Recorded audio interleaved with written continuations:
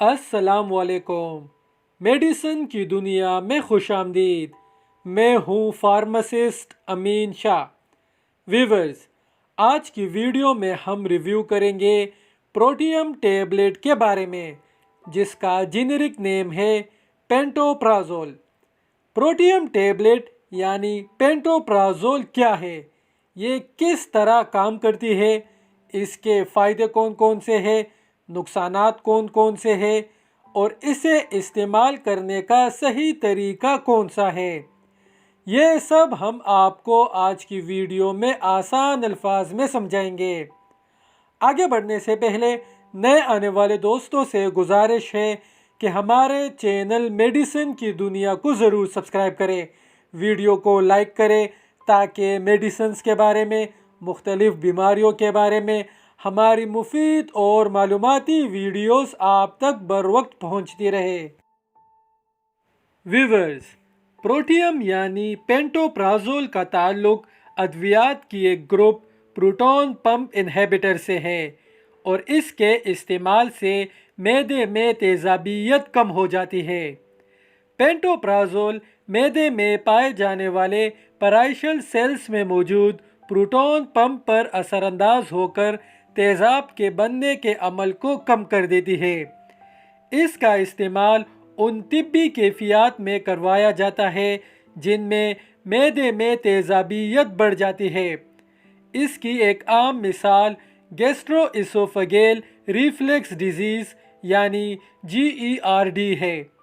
मैदे में अल्सर होने की सूरत में पेंटोप्राजोल को एंटीबायोटिक अद्वियात के साथ भी इस्तेमाल करवाया जाता है। जिस्म में दाखिल होने के बाद पेंटोप्राजोल की ज़्यादा मिकदार जिगर में टूट फूट का शिकार होती है और तकरीबन 80% दवा गुर्दों के ज़रिए जिस्म से खारिज होती है।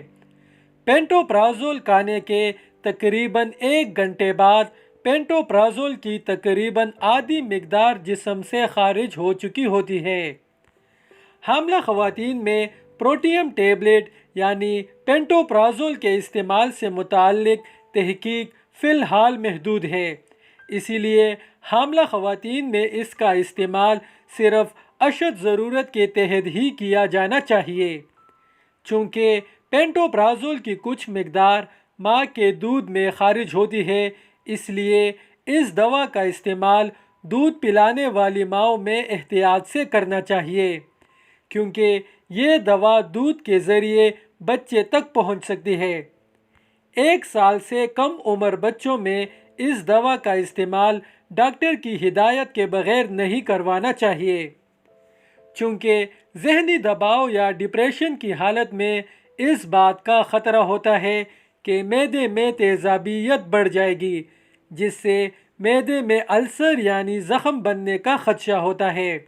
इसलिए बाज़ मुआलिज जहनी दबाव यानी डिप्रेशन की कैफियत में एहतियाती तौर पर भी ये दवा शुरू करवा देते हैं।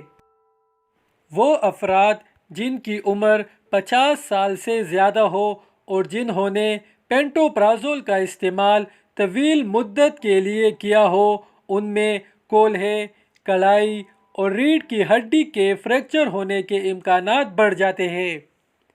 व्यूवर्स, अब बात करते हैं प्रोटियम टेबलेट यानी पेंटोप्राजोल के चंद कॉमन साइड इफ़ेक्ट्स के बारे में।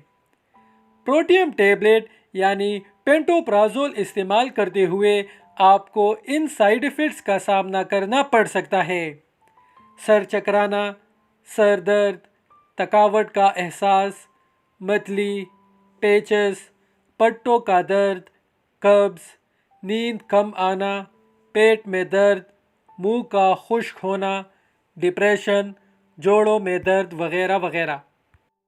हालिया तहकीक के मुताबिक पेंटोप्राजोल के इस्तेमाल से खून में मैग्नीशियम की सतह कम हो सकती है।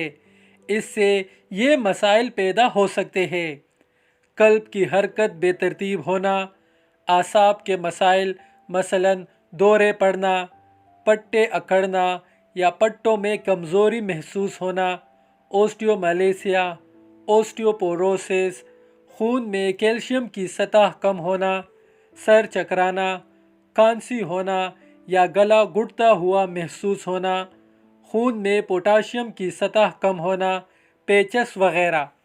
ایسی کیفیات ہو تو فوراً اپنے معالج سے رجوع کریں۔ مزید یہ کہ جو لوگ لمبے عرصے سے پینٹوپرازول کا استعمال کر رہے ہو ان کو احتیاطاً سیرم میگنیشیم لیول کا ٹیسٹ وقفے وقفے سے کرواتے رہنا چاہیے۔ ویورز، اب بات کرتے ہیں پروٹیم ٹیبلٹ یعنی پینٹوپرازول کے استعمال کے صحیح طریقے کے بارے میں۔ پروٹیم ٹیبلٹ 20 mg اور 40 mg کی اسٹرینتھ میں اویلیبل ہے۔ پروٹیم 40 mg آپ ایک ٹیبلٹ روزانہ صبح خالی پیٹ کھایا کریں، 1 ماہ سے 40 دنوں تک کے لیے۔